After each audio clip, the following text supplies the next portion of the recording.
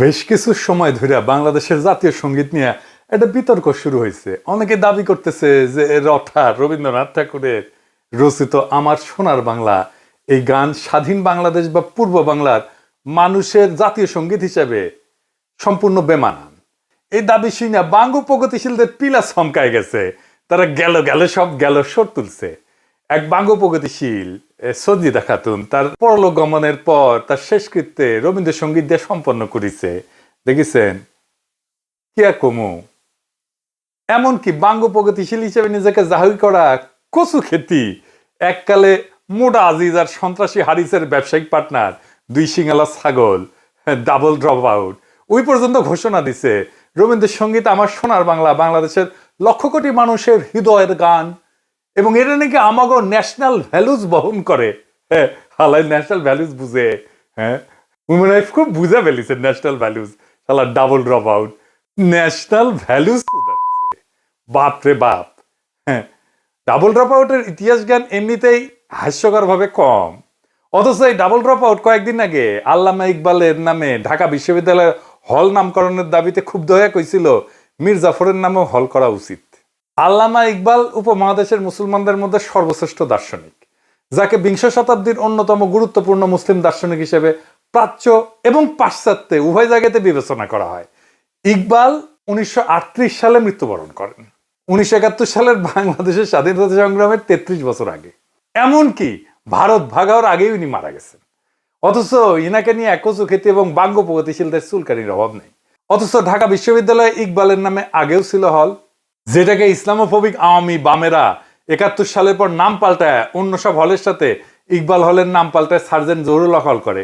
যে জহুরুল হক হল 60-এর দশকে আগরতলাতে পাকিস্তানের বিরুদ্ধে বিদ্রোহ এবং বিভিন্ন সেনানিবাসে বিডিআর বিদ্রোহের মতো গণহত্যা করার ষড়যন্ত্রে জড়িত ছিল, ইন্ডিয়ার সাথে আর কি, ইন্ডিয়ার পরিকল্পনায়। আর একটা হইল জিন্না হলের নাম পাল্টায় রাখা হয় সূর্য সেনের নামে। ইতিহাসে মীর জাফর কারা সেটা খুব স্পষ্ট। কচুক্ষেতে এবং বাঙ্গ প্রগতিশীলদের ইতিহাস নিয়ে জ্ঞান বুদ্ধি অত্যন্ত সীমিত। পলাশির যুদ্ধের পর মীর জাফর এবং তার ছেলে নাজমুদ্দৌলা, সাইফুদ্দৌলা এবং মুবারকউদ্দৌলা 50 বছর মুর্শিদাবাদে ইংরেজদের প্রোটেকশন থেকে শান শওকতের সাথে নবাবী জীবনযাপন করত, যেমনটা করতো মুজিব, হাসিনা। ধানমন্ডি এবং গণভবনে থেকে ভারতের প্রোটেকশনের ছত্রছায়। তখন নবাবের বিরুদ্ধে কেউ কিছু বললেই গর্দান যাইতো।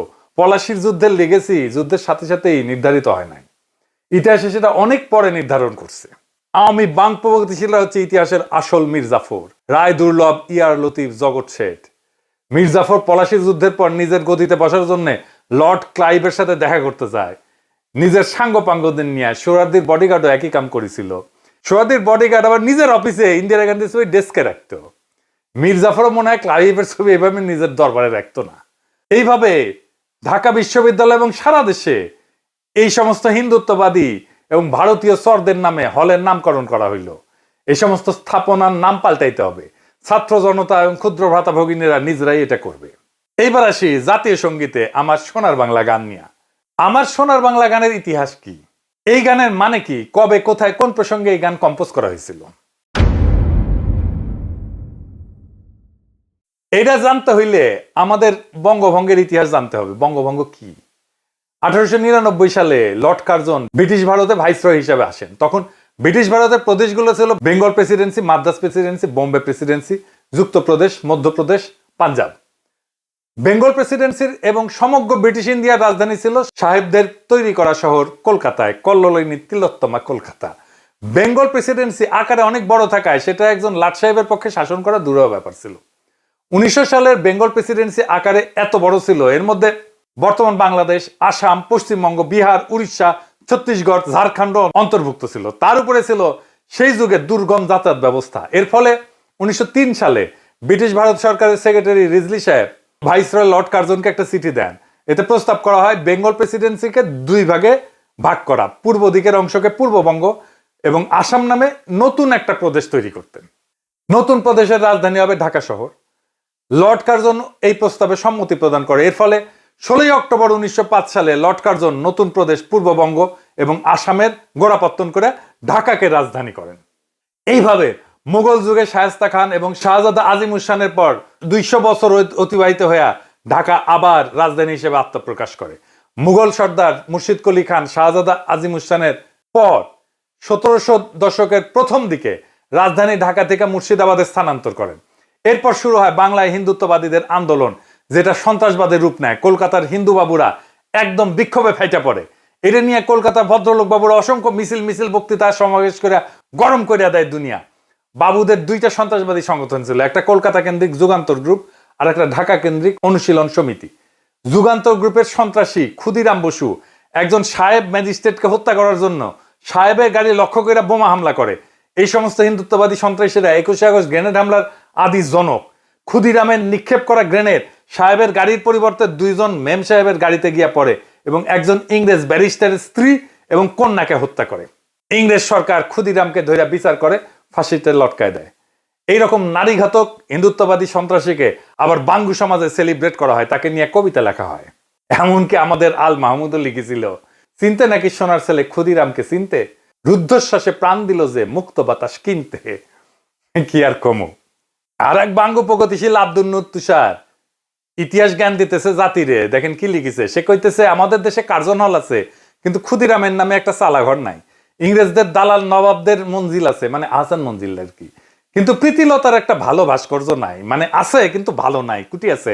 প্রীতিলতার ভাস্কর্য জানাইন তো, হ্যাঁ খারাপ ভাস্কর্যটাই কুটি আছে, একটু জানবার চাই, হ্যাঁ ব্যবস্থা করা লাগবে। আরো লিখেছে সূর্য সেন, প্রীতিলতার, ক্ষুদিরামেরা আমাদের বীর শ্রেষ্ঠদের পূর্বপুরুষ। জমিদারদের ল্যাঠাল যারা, জমিদারি চলে যাবে জন্য যারা ইংরেজদের শাসাইবে তাই অস্ত্র হাতে তুলে নিছিল, তারা নাকি আমাদের বীর শ্রেষ্ঠদের পূর্বপুরুষ। আমি যাই কই, এই প্রীতিলতা, সূর্য সেন আর ক্ষুদিরাম নিয়া বাঙ্গু প্রগতিশীলদের চুলকানিটা একটু বিস্তারিত বোঝা দরকার। ব্রিটিশদের বিরুদ্ধে হিন্দু স্বার্থের জমিদার হিন্দু স্বার্থের আন্দোলন শুরু করছিল বঙ্গভঙ্গ রদ বাতিল করার দাবিতে কয়েকটা সশস্ত্র গ্রুপ করে। এই সময় ব্রিটিশদের বিরুদ্ধে অনুশীলন, যুগান্তর এই ধরনের সশস্ত্র দলগুলির তৎপরতা বাড়তে শুরু করছিল, যারা কালী ভক্ত হিসেবে দেবী মা কালীর পূজা কইরা সশস্ত্র সংগ্রামে ঝাঁপায় পড়ত। সশস্ত্র গ্রুপগুলো যে সশস্ত্র আন্দোলনে ঝাঁপায় পড়ছিল, এইটাকে তারা কলকাতার জমিদারদের স্বার্থে লেখা ইতিহাসে স্বদেশী আন্দোলন হিসেবে গাল ভরা নাম দিছিল। আর এই সময়টাকে একটা ফাঁপা বিপ্লবী বানায় অগ্নি যুগ নামে ডাকা শুরু করছিল। কিন্তু আমাদের খেয়াল করতে হবে, ব্রিটিশ বিরোধী আন্দোলন মানে সেটা অ্যান্টি কলোনি মুভমেন্ট না। আমাদের পূর্ববঙ্গের স্বার্থের প্রশ্নে বিচার করলে অনুশীলন, যুগান্তর ধরনের সশস্ত্র গ্রুপগুলোর জন্মই হয়েছিল কায়েমি জমিদার হিন্দু স্বার্থে। মুসলমান প্রজা বাঙালির উপরে যারা ছিল খড়গহস্ত, অবশ্যই প্রজাদের স্বার্থের পক্ষে তারা ছিল না। 1905 সালে বঙ্গভঙ্গ এবং ইতিহাসের দিকে তাকান, রবীন্দ্রনাথ সহ বিশিষ্ট হিন্দুদের নেতৃত্বে যে বঙ্গভঙ্গ রদের আন্দোলন হয়েছিল, এই আন্দোলন ছিল আমাদের পূর্ববঙ্গের মানুষের স্বার্থ বিরোধী। জমিদার বাঙালির সাথে ঘা মারছিল এই বঙ্গভঙ্গ, কারণ নতুন প্রশাসনিক ব্যবস্থার কারণে কলকাতার প্যারালাল ঢাকা একটা নতুন রাজধানী হয়ে উঠতেছিল। ফলে পূর্ববঙ্গ থেকে কলকাতা শহরে কৃষির উদ্বৃত্ত সাপ্লাই লাইন অনিশ্চিত হয়ে পড়তেছিল। পূর্ববঙ্গের কৃষির উদ্বৃত্ত দিয়ে তৈরি হয়েছিল কল্লোলিনী তিলোত্তমা কলকাতা। আর এই ঘটনার পটভূমিতে কথিত ফাঁকা আলাপের স্বদেশী আন্দোলনের সূত্রপাত। তাহলে হিসাব করেন যে বঙ্গভঙ্গ ব্রিটিশেরা চালু করছিল, পিছিয়ে থাকা পূর্ববঙ্গ আসামের মুসলমানদের স্বার্থের পক্ষে, যেখানে রাজধানী হিসেবে ঢাকা শহর গুরুত্বপূর্ণ হওয়ার সুযোগ তৈরি হইতেছিল। এখানে আপনি কার পক্ষে যাইবেন?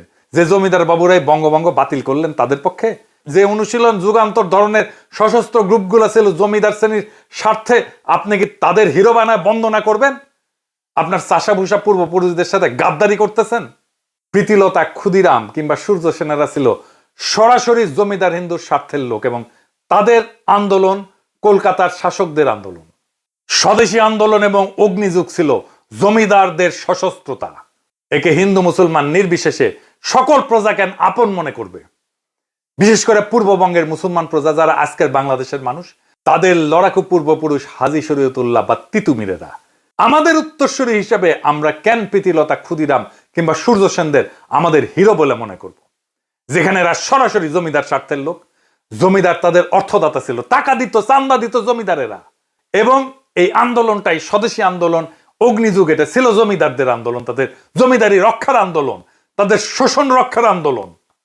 হাসিনার হইয়া ছাত্রলীগ, যুবলীগ যেমন নাম ছিল বর্ষা বিপ্লবের সময় 24-এর, ঠিক একই কাজ করছিল সূর্য সেন, প্রীতিলতা, ক্ষুদিরামেরা।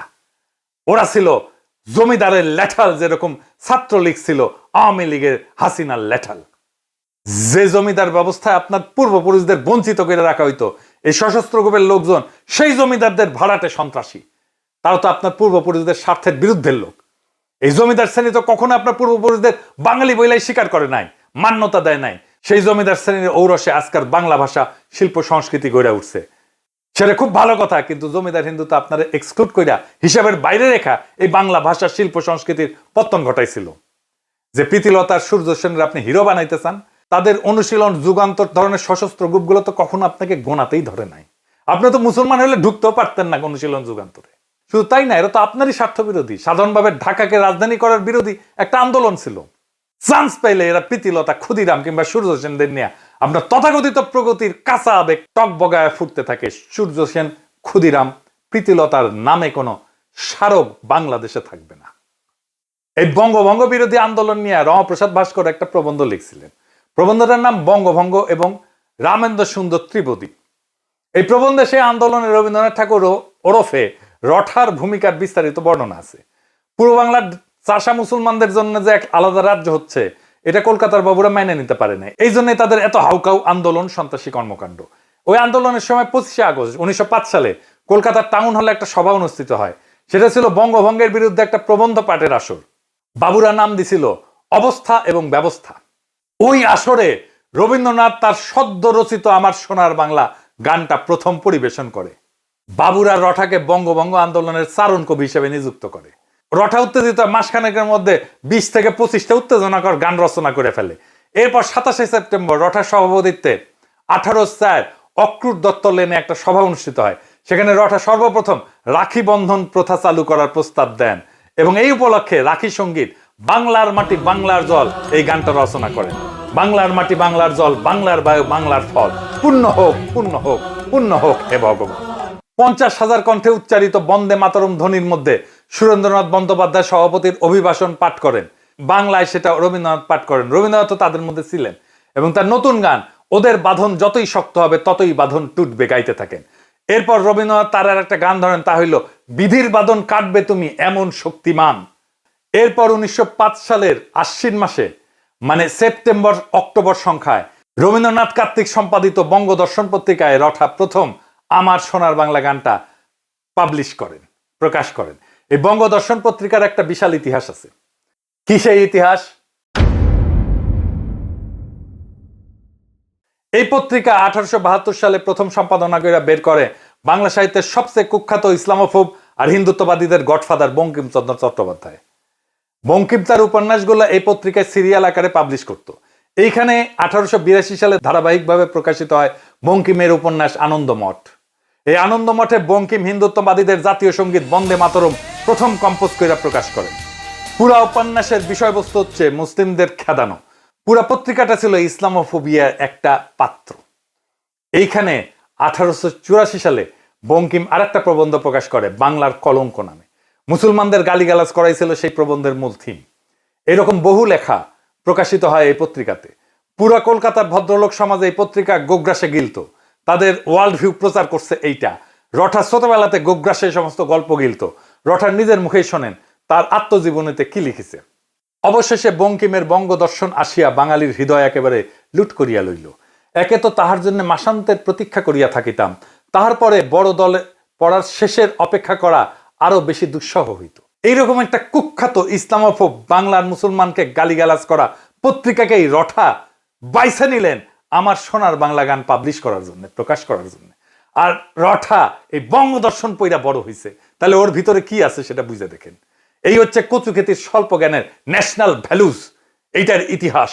এই গানকে যে এখনো জয় বাংলা করা হয় নাই, সেটা তো বাঙ্গু প্রগতিশীলদের 7 জন্মের ভাগ্য। কিন্তু এই ভাগ্য বেশি দিন টিকবে না। হাসিনা যেমনে জয় বাংলা হয়েছে, আওয়ামী লীগ যেমনে জয় বাংলা হয়েছে, 32 নম্বর যেমনে জয় বাংলা হয়েছে, এই গানও জয় বাংলা হবে। এরপর বঙ্গভঙ্গ রদ করার এরকম অপচেষ্টাকে প্রতিহত করার জন্য 1906 সালের ডিসেম্বর মাসে ঢাকায় নওয়াব সলিমুল্লাহ তার বাড়ি আহসান মঞ্জিলে সমগ্র ভারতবর্ষের মুসলমান নেতাদের আমন্ত্রণ জানান। উপলক্ষ ছিল অল ইন্ডিয়া মোহামেডান এডুকেশনাল কনফারেন্সের মিটিং। স্যার সৈয়দ আহমেদ খান এই এডুকেশনাল সংস্থা প্রতিষ্ঠা করছিলেন। সেই মিটিংয়ে আহসান মঞ্জিলে সারা ভারতবর্ষ থেকে 3000 মুসলমান ডেলিগেট যোগদান করেন। মিটিংয়ে সভাপতিত্ব করেন উত্তরপ্রদেশের মিরাটের নবাব ভিকারুল মুলক। আজকের শাহবাগ তখন নওয়াব সলিমুল্লাহর বাগান ছিল। এইখানে নওয়াবের একটা বাগান গাড়ি ছিল এই শাহবাগে। সেই শাহবাগের বাগান বাড়িতে অনুষ্ঠিত হয় ঐতিহাসিক মিটিং। শাহবাগ থেকে এই ঘটনার শুভ সূচনা। যেখানে নওয়াব সলিমুল্লাহ ভারতবর্ষে মুসলমানদেরকে নিজেদের স্বার্থ রক্ষার জন্য একটা রাজনৈতিক দল গঠন করার প্রপোজাল দেন, যেটা সর্বসম্মতিক্রমে গৃহীত হয়। এইভাবেই জন্ম হয় মুসলিম লীগের। স্যার সৈয়দ আহমেদ খানের ঘনিষ্ঠ বন্ধু নওয়াব মহসিন মুলককে করা হয় মুসলিম লীগের সেক্রেটারি এবং সংবিধানের মূল লেখক। লীগের প্রথম অনারারি প্রেসিডেন্ট করা হয় ইমাম আগা খানকে। কলকাতার বাবুদের আন্দোলন আর তাদের সন্ত্রাসীদের সন্ত্রাসে অবশেষে ইংরেজ সরকার হার মানে। 1911 সালের ডিসেম্বর মাসে রাজা পঞ্চম জর্জ ভারতের দরবারে আসেন। তখন ইংরেজ সরকার সিদ্ধান্ত নেয় তারা এই বঙ্গভঙ্গকে রদ করবেন। রাজা দরবারে এই প্রক্লেমেশন জারি করেন। রঠাই আনন্দে রচনা করে ফেলেন, জনগণ মন অধিনায়ক জয় হে, ভারত ভাগ্য বিধাতা। শুনেন, এই জনগণ মন আজ ভারতের জাতীয় সঙ্গীত। জনগণ মন অধিনায়ক জয় হে, ভারত ভাগ্য বিধাতা। পাঞ্জাব সিন্ধু গুজরাট ও মারাঠা দ্রাবিড় উৎকল বন্ধ, বিন্ধ্য হিমাচল যমুনা গঙ্গা উচ্ছল জলধি তরঙ্গ। তব শুভ নাম জাগে, তব শুভ আশিস মাগে, গাহে তব জয় গাথা। এই গান গাওয়া হয়েছিল ঢাকা বিশ্ববিদ্যালয়ে।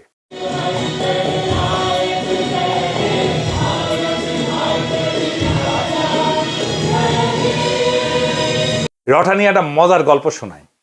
রটা কিন্তু মেয়েলি ভয়েসে কথা কইতেন। এটা নিয়ে প্রখ্যাত সাহিত্যিক সাংবাদিক আবুল কালাম শামসুদ্দিনের একটা ঘটনা আছে উনার আত্মজীবনীতে, অতীত দিনের স্মৃতি বইতে। আবুল কালাম শামসুদ্দিন তার বন্ধু কাজী নজরুল ইসলামের সাথে সত্যেন্দ্রনাথ দত্তের মৃত্যুতে আয়োজিত একটা স্মরণ সভায় গেছিলেন। সেখানকার অভিজ্ঞতা শুনেন। যথাসময়ে সভা মঞ্চে আপন আসন থেকে রবীন্দ্রনাথ উঠে দাঁড়ালেন। হঠাৎ নারী কণ্ঠ শুনে চমকিত হলাম। কোথা থেকে নারী কণ্ঠের কবিতা আবৃত্তি ভেসে আসছে বুঝতে না পেরে চারিদিকে চাইতে লাগলাম। মনে হলো সভা মঞ্চ থেকে স্বর ভেসে আসছে। নজরুলকে জিজ্ঞাসা করলাম, কবিতা আবৃত্তি করছেন কে? নজরুল হেসে বললেন, রবীন্দ্রনাথের মুখের দিকে চেয়ে দেখুন তো। চেয়ে দেখলাম, তাই তো, মুখ নড়ছে, কিন্তু এ নারী কণ্ঠ কেন? নজরুল বললেন, তার কণ্ঠস্বরই এরূপ। আমি বিস্মিত হলাম। এমন নারী কণ্ঠের স্বর যে কোনো পুরুষের থাকতে পারে এ ধারণা আমার ছিল না। রঠার অখণ্ড সোনার বাংলা ছিল অখণ্ড ভারত মাতার একটা অংশ। এই গান কিভাবে কোন যুক্তিতে স্বাধীন বাংলাদেশের জাতীয় সঙ্গীত হয়? যারা এই গানকে বাংলাদেশের জাতীয় সঙ্গীত হিসেবে গৃহীত করাইছে তাদের মধ্যে মুখ্য চরিত্র হচ্ছে কুখ্যাত ভারতের দালাল রয়্যাল এজেন্ট চিত্তরঞ্জন সুতারের সহচর সিরাজুল আলম খান, যাদের উদ্দেশ্যই ছিল পূর্ব বাংলাকে ভারতের সাথে যোগ করানো। ঠিক এই উদ্দেশ্যেই তারা এই গানকে বাংলাদেশের জাতীয় সঙ্গীত বানাইছে। সিরাজুল আলমের সহচর জাসদের মহিউদ্দিন তার বইতে কি লিখেছে দেখেন। সিরাজুল আলম খান তখন কলকাতার ভবানীপুরে রাজেন্দ্র প্রাসাদ রোডের চিত্তরঞ্জন সুতারের বাড়িতে ঘুমায়। হ্যাঁ, ওর বাড়িতেই থাকতো। চিত্তরঞ্জন সুতারের কার্যকলাপ আমি আগের এপিসোডে আলোচনা করছি। সুতার বাংলাদেশেও রয়ের ফান্ডিং নিয়ে সশস্ত্র বঙ্গভূমি আন্দোলন করছিল। এই সুতার 71 সালে ইন্দিরা গান্ধীকে বারবার বলছিল ভারত মাতা যেন বাংলাদেশকে সম্পূর্ণভাবে নিজের সাথে যুক্ত করিয়া পশ্চিম বাংলার সাথে যোগ করিয়া রবীন্দ্রনাথের অখণ্ড সোনার বাংলা প্রতিষ্ঠা করে। জাতীয় সঙ্গীতের সিদ্ধান্ত সিরাজুল আলম খান কিভাবে নেয় সেটা এখন শুনেন। 2 মার্চ বিকালে সিরাজুল আলম খান ইকবাল হলের ক্যান্টিনে ছাত্রলীগের একদল নেতা কর্মীকে নিয়ে বসলেন। কিছু কিছু বিষয়ে দ্রুত সিদ্ধান্ত নেওয়ার দরকার ছিল। তিনি কিছু একটা বলছেন আর কেউ একজন নোট নিচ্ছেন। তিনি বললেন, জাতীয় পতাকা কেমন হবে? কয়েকজন বলল, আজ বটতলায় যেটা তোলা হয়েছে সেটাই হোক।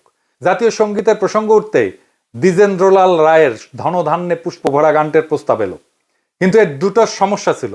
প্রথমত, গানটার কোথাও বাংলা বা বাংলাদেশ শব্দটি নেই। দ্বিতীয়ত, গানটার কোনো রেকর্ড পাওয়া যায় না। শেষমেশ প্রস্তাব করা হলো রবীন্দ্রনাথের আমার সোনার বাংলা, আমি তোমায় ভালোবাসি গানটিকে জাতীয় সঙ্গীত করা হোক। সিরাজুল আলম খান মাথা নাড়লেন। একজন সঙ্গে সঙ্গে নোট নিল। এরপর এলো জাতির পিতা প্রসঙ্গ। রঠা কখনোই বাঙালি জাতীয়তাবাদী ছিল না। কলকাতার কোনো হিন্দুই বাঙালি জাতীয়তাবাদী হয় না। পশ্চিম বাংলার সকল হিন্দু বুদ্ধিজীবী এলিট সবাই সর্বভারত প্যান ইন্ডিয়ান অখণ্ড হিন্দু ভারতে বিশ্বাস করত এবং করে এবং করবে। এরা সর্বদা আগাগোড়া অখণ্ড ভারত মাতার পূজারী। আগামী এপিসোডে আমি এটা নিয়ে বিস্তারিত আলোচনা করব। কাজেই মুসলমানদের স্বার্থবিরোধী সন্ত্রাসী বঙ্গভঙ্গ রদ আন্দোলনের চারণ কবি রবীন্দ্রনাথের রচনা করা আমার সোনার বাংলা গান কিভাবে বাংলাদেশের জাতীয় সঙ্গীত হয়, এই প্রশ্নটা আমাদের তুলতেই হবে। এই গান তো কারোই গাওয়া উচিত না। অতি দ্রুত গণভোট আয়োজন করে এই জাতীয় সঙ্গীতের ব্যাপারে সিদ্ধান্ত নিতে হবে। সিরাজুল আলম খানের চাপায় দেওয়া গানকে কখনোই আমাদের জাতীয় সঙ্গীত হিসেবে মেনে নেওয়া যাবে না, হবে না। রঠা বাঙ্গ প্রগতিশীলদের কাছে সবসময় একটা পলিটিক্যাল প্রজেক্ট ছিল। বাঙালি জাতীয়তাবাদের নামে পূর্ব বাংলার মুসলমানদেরকে যে কিরকম ভণ্ডামি গিলাইছে আওয়ামী বামেরা, সেটা আগামীতে ফাঁস করা হবে। সামনের এপিসোডে সেটা নিয়ে আলাপও করা হবে। আমি 100% শিওর, যদি ধরেন নকশাল বা অন্য কেউ পশ্চিম বাংলার রাজ্যকে ভারত থেকে বিচ্ছিন্ন করার দাবি তুলতো, রবীন্দ্রনাথ বেঁচে থাকলে উনি নুরুল আমিন ফজলুল কাদের চৌধুরী অথবা গোলাম আজম যেরকম অখণ্ড পাকিস্তান রক্ষার চেষ্টা করছিলেন, রঠা তার চেয়ে 10 গুণ বেশি এফোর্ট দিয়া অখণ্ড ভারতকে রক্ষা করতেন। খালি রবি না, পশ্চিম বাংলার অধিকাংশ বাঙালি ভদ্রলোক এই কাজটা করতেন। নকশালদেরকে তো ইন্ডিয়া অত্যন্ত কঠোরভাবে সামরিক শক্তি দিয়ে দমন করছে। সেটা নিয়ে পশ্চিম বাংলার বাবুরা জেনোসাইড, গণহত্যা বলে লাফায় না। এটাও অঙ্ক হিসাব প্রমাণ করে দেওয়া যাবে যে পশ্চিমবঙ্গে ভারতীয় আর্মির নকশাল দমন পাকিস্তান আর্মির অপারেশন সার্চলাইট থেকেও নির্মম ছিল। এমনকি শিখদের স্বর্ণ মন্দিরে ভারতীয় আর্মি হামলা অপারেশন ব্লু স্টার আর অপারেশন সার্চলাইট থেকেও ভয়ঙ্কর ছিল। ইন্দিরা গান্ধীর মৃত্যুর পরে যেভাবে শিখ জেনোসাইড হয়েছে, এরকম জেনোসাইড 1971 হয় নাই বাংলাদেশে। এইসব অনেকদিন আলাপ করা যাবে। বাঙ্গু প্রগতিশীলদের চিরতরে জয় বাংলা করে দেওয়া হবে। রঠার আমার সোনার বাংলা কখনোই পূর্ব বাংলার চাষাভুষাদের হৃদয়ের গান ছিল না। এটা ছিল হিন্দু জমিদারদের, কলকাতার বাবুদের শোক গাথা, যারা ঢাকাকে রাজধানী হইতে দেয়নি, যারা পূর্ব বাংলার মুসলমানকে বাঙালি মানেনি, আর রবীন্দ্রনাথকে বানাইছিল সেই আন্দোলনের চারণ কবি। এখন সেই গান আমাদের মাথায় চাপায় দেওয়া বলা হয় এটাই আমাদের জাতীয় সত্তা, এটাই আমাদের ন্যাশনাল ভ্যালুজ। কিন্তু ইতিহাস বদলায়, বাতিলের খাতা থেকে উঠে আসে নতুন সত্য। পূর্ব বাংলার চাষাভুষা মেহনতি মুসলমান যারা একদিনে গান গাইতে বাধ্য ছিল, আজ ইতিহাস আপনাকে প্রশ্ন করতেছে আপনি কার শোকগাথা গাইতেছেন আপনার জাতীয় সঙ্গীত হিসেবে। তারেক রহমান আর বিএনপিকেও বলতে হবে কেন তারা রঠার গান জাতীয় সঙ্গীত হিসেবে পাইয়া গর্বিত। গর্বটা কোথায়? বাংলাদেশের সাধারণ চাষাভুষা মুসলমানের স্বার্থভঙ্গ কি তাদের গর্ব? জাতীয় সঙ্গীত হইতে হবে সেই গান যা জন্ম নেয় মুক্তির জন্য, প্রজার হৃদয়ে শোষণের বিরুদ্ধে দাঁড়ায়। আমার সোনার বাংলা না, আমাদের চাই আমাদের নিজস্ব, আমাদের আত্মপরিচয় বহনকারী, আমাদের স্বপ্নের প্রতিধ্বনি করা গান। এই লড়াই শুধু গান বদলের না, এটা ইতিহাস পুনরুদ্ধারের লড়াই, বঙ্গভঙ্গ রদ আন্দোলনের চক্রান্ত উন্মোচনের লড়াই, বাঙ্গ প্রগতিশীলদের চাপানো ন্যাশনাল ভ্যালুজের মুখোশ ছিঁড়ে ফেলার সংগ্রাম। এখনই সময় আসছে রঠার লেখা ইতিহাসের বদলে নিজের কলমে নিজের ইতিহাস লেখার, নিজের কলমে নিজের জাতীয় সঙ্গীত লেখার, নিজের কলমে নিজের গৌরবের ইতিহাস লেখার, বাংলাদেশের ভূখণ্ডের এই জনগণের সত্যিকারের জাগরণের ইতিহাস লেখার। এইবার সময় আসছে আমার সোনার বাংলাকে বিদায় জানানোর। নতুন স্বাধীনতার পরে আসবে নতুন জাতীয় সঙ্গীত। জয় হোক চাষাভুষার, জয় হোক ইতিহাসের, জয় হোক জনগণের মুক্তির, আমাদের আবহমান লড়াইয়ের। ইনকিলাব জিন্দাবাদ।